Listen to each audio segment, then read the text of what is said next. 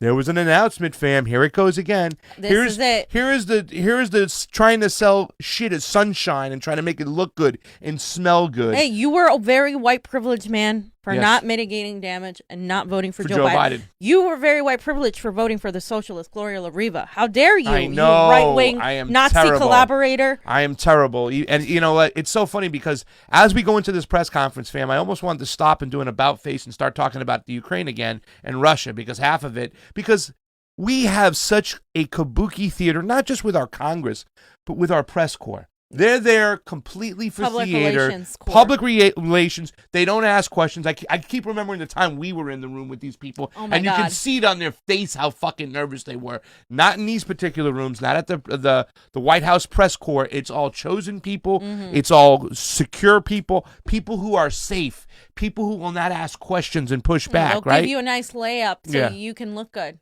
So someone like Biden looks good. They're already manufacturing consent in the questions. They're already kind of phrasing it from a point of view that these people are bad, that Russia's bad, that China's bad. You know what I'm saying? That Joe is good and whatnot and stuff like that. So let's get right into it.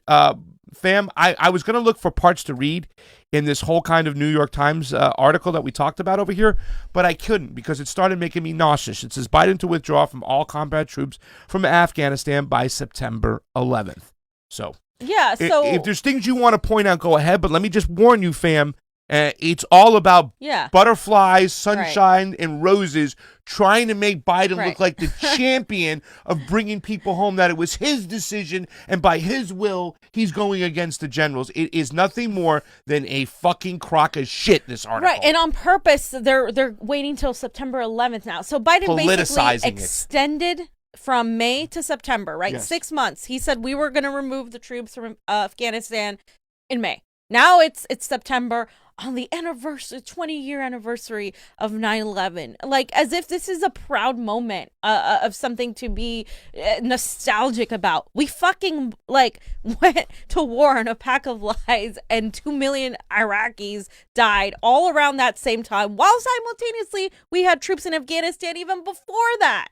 Like, all of the money, all of the soldiers, all of the troops, all of the wars in the Middle East that started so long ago, and we have been saying and talking about removing troops from Afghanistan since the Obama administration. Remember when they kept saying, "Oh yes, we will, but we can't just remove troops. We just have to do it in a way that is, logical. We have to do it safe. It's got to be safe. Sure." And then they kept extending it. Yeah. And extending it. Yeah. And I lived through that. And I remember. And I will not fucking sit here and let this happen again without saying anything at all. Without screaming and saying they're going to do this bullshit again. They're going to wait to manufacture consent. Because in the fine print, it says if they attack us, though, then we have to maintain our presence. We'll get into that. So they're going to manufacture consent for this, by the way. Yeah. So I want to read this paragraph right here. Second paragraph. Yeah, in rejecting the Pentagon's push to remain until Afghan security forces can assert themselves against the Taliban, Mr. Biden forcibly stamped his views on a policy he has long debated but never controlled. Now, after years of arguing against an extended American military presence in Afghanistan, the president is doing things his way, with the deadline set for the 20th anniversary of the terrorist attacks. That is such bullshit. That is such bullshit. Let me tell you something, ladies and gentlemen. We will show you later on. Biden was one of the first to push for the surge in Afghanistan after his failed policies that he pushed in the Iraq war. Mm-hmm. Okay? So we have to look at this right now. We have to look at them at like it's a card game. Like, how are they going to use this, fam, to keep us in Afghanistan, right? They're gonna say certain things like, well, we'll get into that, but that's what you got to look for. They don't want to leave Afghanistan. You think Joe the War Hawk, he has Biden been for every single war. So let's get into the press conference yesterday. He's having his press conference today, which will surely be a debacle if he just starts opening his mouth, which he will. But let's get into the announcement, and let's get into let's watch and recognize the kabuki theater that's going on right in front of your face, so the war machine can keep going. So here's the announcement. Officer finally The president will deliver remarks tomorrow at the White House on the way forward in Afghanistan, including his plans and timeline for withdrawing U.S. troops in close coordination with our partners and allies and the government of Afghanistan, and his commitment to focusing on the threats and opportunities we face around the world today. We will have an advisory with more details out later today. We, of course, are doing a series of briefings throughout the day with all of you and others. I'm going to be limited in what I'm going to share from here because I don't want to get ahead of the president, but I will look forward to having a conversation with all of you in the coming days about the details of his speech. So there it is right now. She just makes the announcement. They're going to withdraw. They started at press conferences all day. They met with the advisors. You know, they let the press in. They're special people in to get the announcements and whatnot.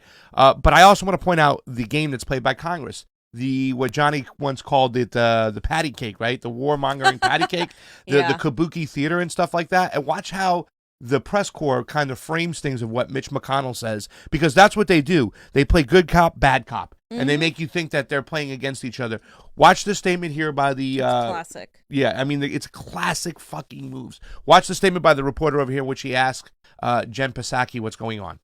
Would be done in coordination. And then one more on Afghanistan. Republicans are already talking as though the announcement has happened of the withdrawal of all troops by September 11th. And so I wanted to get your reaction to something Mitch McConnell just said.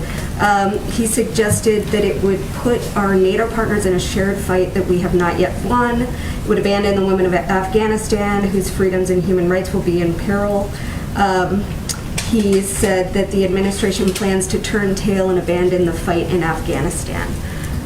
So what is your response to this criticism and criticism from other Republicans that it's too soon without any plans to sort of maintain stability there?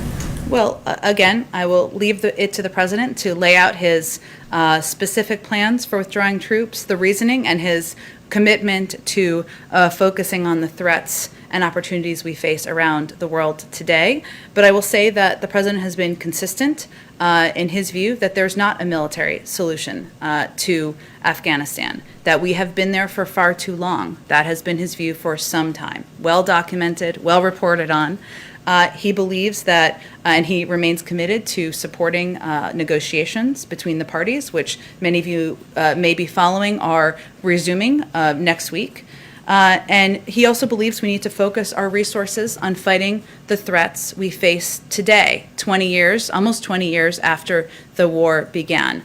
And so that's his approach and how he looks at this decision, but he will lay out more specifics tomorrow. So, fam, there it is. Mitch McConnell, here comes the good cop, bad cop. It's always the same excuses right now, okay? So they mentioned the woman thing. How can we abandon the women there of Afghanistan, right? And we're going to reiterate that in the next question because that's the thing they get the progressives on. Yeah. Well, you know, the worst women's rights in the world, we can't just leave the Taliban there to do whatever they want with the women. But it's okay while we fund the worst woman abusers in Saudi Arabia, left and right, and we just give them millions of dollars, billions of dollars. What about the women in Yemen or the women in Syria or the women in Palestine? Yeah. Well, how about the women in the United States that need health care? How about that? How about the women homeless people in the street over there? Since when have Republicans cared about women? Yeah. Like, since when have any of these people cared about women? Except to use, again, tokenize this whole feminist movement, this third wave feminism. Like, that's all they ever do. The liberals tokenize it, the conservatives tokenize it in the frame of, we have to protect our, like no abortion and all that. Like, they all weaponize this gender and identities, and in the end they don't give two shits about it. This is all about money, funds, and you're right. They play good cop, bad cop, because as long as the Republican looks worse, people are going to be like, well, see, at least... You just got to fight the Republicans in this, fam. They're trying so hard. No, dude, their intention has never been to actually remove troops. By the way, this doesn't mention, of course, the mercenaries or private contractors at all that are going to continue. You know, the same way Biden was like, we're going to stop supplying weapons to Saudi Arabia on the offensive. Yeah. But if they're defending themselves, then it's different. It's the same We'll get into bullshit. that, fam, because I know when you said it yesterday, I found the clip that kind of reiterated what fam just said. We'll get to that, too. Also, I just want to point out the fact that they said the NATO, we can't abandon our allies. God. We need to stand there for our allies. How do we let our allies go alone? That's what you said to get in the fucking Vietnam, assholes. We can't leave the French there. As soon as we went, the French left. Please. It's terrible. And also she lies again, just like the president, Joe Biden. It's well documented. It's well out there that Joe has always been against this. No, Joe hasn't. He was before he was against it. And that means you're wrong. You can't play that part. When you're for a surge, you're for a surge. When you're for an invasion, you can't just say, well, I'm against it now. Why should we believe you in the first place? Right. You were the ones who were very vocal about going in there. I just want to point out really, really quick, fam, because they're going to use the women rights thing to manufacture consent to get progressives. This is to get the progressives. Remember how the establishment plays on the emotions? It's going to be this part right here, which they're going to manufacture consent for the extra 5 months. Because let's be honest, they couldn't let Donald Trump have a win no matter what. He had the May 1st fucking deadline. We'll get out there. No, we can't do that. We got to politicize the hell of it. We can't let Donald Trump win. We have to politicize it ourselves and do it on September 11th to show that we're tough patriots, the Democrats. And furthermore, we have to give ourselves more time to find a reason to stay in the war is the main thing. So let's look at the women's rights views just again. We just want to reiterate. The president tomorrow, but I do want to try on just one part of this. The administration obviously is committed to supporting Afghan women and minorities. What do you say to people who are concerned that this could put them and their lives at risk by withdrawing? I will say that, broadly speaking, the president and this administration supports women and girls around the world. We support it through a range of actions, through a range of initiatives, through a range of programs that we support. We will absolutely continue to do that. The president has been consistent in his view that there is no viable end to the war, military viable end to the war in Afghanistan. He's had that view for some time now, and he has to make decisions through the prism of what's in the interest of the national security of the United States, and that includes keeping our focus on where the threats are emerging around the world, whether those are emerging threats from Al Qaeda in parts of North Africa or other threats or opportunities we see in other regions. And hence, those are big motivating factors in his decision. Johnny, we're for women and girls all around the world, even the ones we bomb. I knew you'd get a kick out of that one. He hit you with That's a bunch of malarkey. He hit you with a malarkey, Johnny. Johnny hit us with a malarkey. So that will be one of the reasons, okay? You know what I'm saying? They're abusing women. It's terrible. You'll see Creepy the old Uncle videos. Joe is all about women's rights. What about Tara Reid? What about since when? Since when has Joe Biden actually cared about women and oh God? You will see the old videos of the Taliban when they first took over, what they did, hanging people on the soccer courts, women who supposedly got cheated on by their husband are put to death or whatever. You're going to see all that shit, all that propaganda is going to come out. And I want to say something. I don't think I don't want to support the Taliban's ways and the way they are and everything like that. But once again, this is the group that we funded way back, the Mujahideen. If we stop, we have no position to try to fix the shit that we created, and we're only exasperating the situation. Let it go. Get the fuck out of there. We created this. And another thing they're signaling to is, by the way, is refocusing on our bigger threats, China, Russia. Those are things that I think they later on touch on that we're not going to touch on this time. Yeah, we're not going to get into it. But they do hyper-focus on China and Russia. Yep. So, by the way, another excuse, and like we said, when you extend it for 6 months, now you give away, you can say somebody, and this is by Paul McCleary, he said the Biden administration official said, if the Taliban attacks us or allied troops during the drawdown, we will hit back hard. We will hold them accountable. So now they can just have an excuse at any time to say, oh, look what's going on. We'll hold them accountable no matter what. So, I think this is a ploy for us to stay in the war. Right. You know what I'm saying? Exactly. To not leave. Why not leave May 1st? Why not leave? They got to buy themselves some time, fam. Yeah, they're buying themselves time. And just to reiterate, even though they say we pull out, even though they say we leave, we never leave. We always leave troops behind, right? Blackwater, mercenaries. Here's Biden, and watch what he says. I'll only leave special forces because he thinks in the mind of Americans that it's just like 7 troops just running around Afghanistan doing like Rambo shit. That's what some people think, though. It's not. It's a heavily armed force, and actually they have less rules of engagement to follow by. They can be true mercenaries and kill people. Here's Biden during the campaign trail this time, being typical Joe, of course, repeating the question, too. So. Vice President Biden, let's turn now to Afghanistan. Confidential documents published last week by the Washington Post revealed that for years, senior U.S. officials misled the public about the war in Afghanistan. As vice president, what did you know? Afghanistan, you said? Yes, sir, Afghanistan. Oh, that's it. Sorry. As vice president, what did you know about the state of the war, and do you believe that you were honest with the American people about it? The reason I can speak to this, it's well known, if any of you followed it, my view on Afghanistan. I was sent by the president before we got sworn in to Afghanistan to come back with a report. I said there was no comprehensive policy available, and then I got in a big fight for a long time with the Pentagon because I strongly opposed the nation-building notion we set about. Rebuilding that country as a whole nation is beyond our capacity. I argued from the very beginning that we should have a policy that was based on an anti-terrorism policy with a very small footprint that, in fact, only had special forces to deal with potential threats from that territory to the United States of America. The first thing I would do as President of the United States of America is to make sure that we brought all combat troops home, entered into a negotiation with the Taliban, but I would leave behind special forces in small numbers to be able to deal with the potential threat unless we got a real good negotiation accomplished to deal with terrorism. That's been my position from the beginning. That's why I think Secretary Gates and some members of the Pentagon weren't happy with me.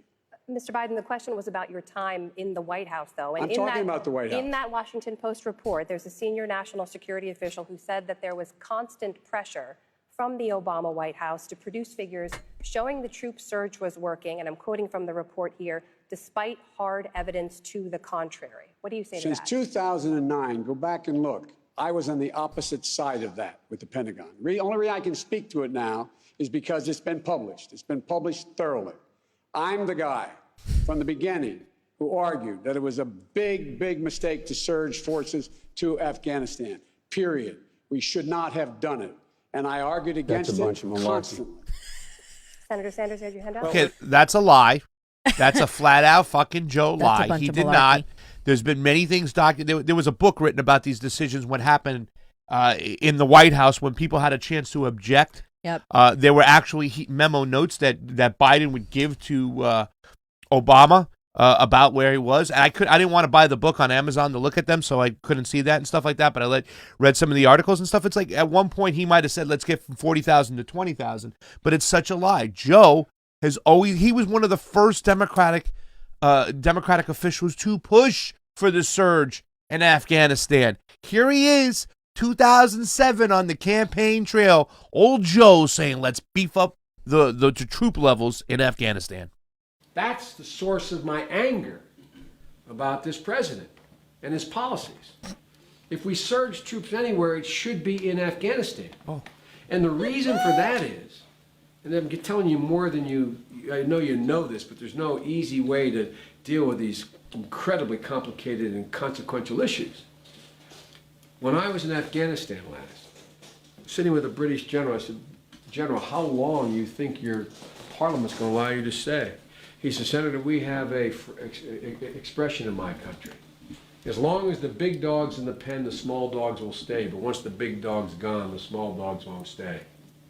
It totally depends on you, Senator, and your commitment of your country here." Well, guess what? NATO has taken on the responsibilities it should for Afghanistan. But as we have denuded the forces in Afghanistan for purposes of engaging in a civil war in Iraq, what has happened?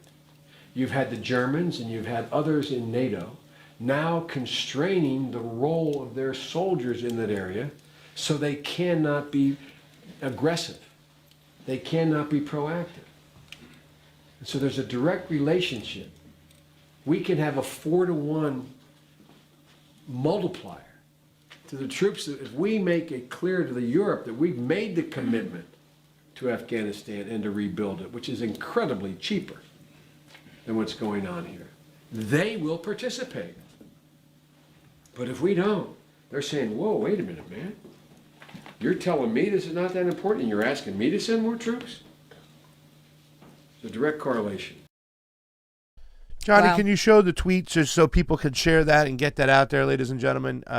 Share my tweet for my birthday. It's great. Don't be fooled by Biden's decision, in quotes, air quotes, to pull all U.S. troops out of Afghanistan by 9/11. Joe was one of the first top Democratic officials to push for a surge of troops in Afghanistan. Yep. Here he is on the campaign trail back in 2007. And once again, fam, the same bullshit excuses. Our allies. NATO's already committed. We got to do it. And by the way, fam, it's going to be much cheaper. Only $1 trillion it cost us in Afghanistan. 3,000 American lives that were killed on the battlefield. Countless lives that came home and killed themselves from PTSD. And Joe Biden wants to act like he was the guy. I'm the guy, and somebody said I'm the lie that says I've always wanted to pull out of Afghanistan and I didn't want the surge to go. You're a liar, Joe. He's and a we fucking caught liar. you He lies again. all the time. He's Yeah. lied for 48 years. Yeah. What makes you think he's going to start telling the truth now? Yep. And Joe Biden hasn't stood with any anti-war movement, anti-cop, and at all. He recently was. We didn't even put it in here, but he recently was talking to, I think it was media or organizers about the protests and echoing what Donald Trump was basically saying in a less crass way, basically saying riots and this and that and that's unacceptable and all of these things. Like, he's the same shit. He was never going to change. He's always been a tool of the police state, of the national security state. He will never fucking change. He won't. And I want to lead off on this. If you go back and you watch this press conference with Jen Psaki, you'll get a lot of God, she's such a PR student. I know, the manufacturing consent of what's going on against Russia.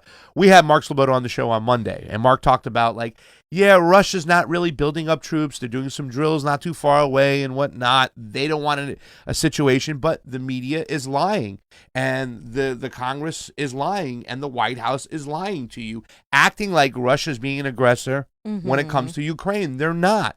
And you saw what's going on with once again, all the people, the band's back together, the Vicky Newlands, the Blinkens, all these people who were pro regime change in Ukraine are now back in business. I just want to leave the last part of this whole press conference with what was said about the border crisis, but I also want you to think for a second, and Johnny and Fiorella, if we were in the room, what would be the follow-up question to what these reporters do? Because you only get in the room, ladies and gentlemen, if you play ball. Just gotta keep track so I get to everybody, but go ahead. Yeah, no problem. I have a question on immigration. So, with Guatemala and Honduras and Mexico deploying their troops at their borders, what is the White House or the Biden administration's next plans to kind of help mitigate migration at the U.S.-Mexico border? At our own border? Well, I would say that part of our effort here in working with these countries is the recognition that irregular migration is a hemispheric issue that requires all countries in the region to play their part. So part of our effort here was to work with Mexico and Northern Triangle governments to implement collaborative migration measures. Of course, if these are effective, then there will be fewer people who are coming to our own border. So there is an impact, even of that announcement that we just made, that ensures that countries have deployed security personnel, migration officials, and other officials at the different at their borders to address migration. And, last month we saw some really large numbers at the border of migrant apprehensions. How is Yeah. Actually, play the rest of the commercial. Rest of the question. Commercial.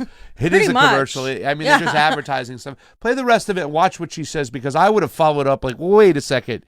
There were policies where Donald Trump was funding a lot of these countries in the North Triangle to train their troops to keep their citizens inside their own country, to not let them leave their own country. And that's what the Biden administration is pretty much doing. They're going with those same policies and saying, you can't leave. Not mentioning the fact that we are the ones with our foreign policy creating the problem and turning the country into a disaster.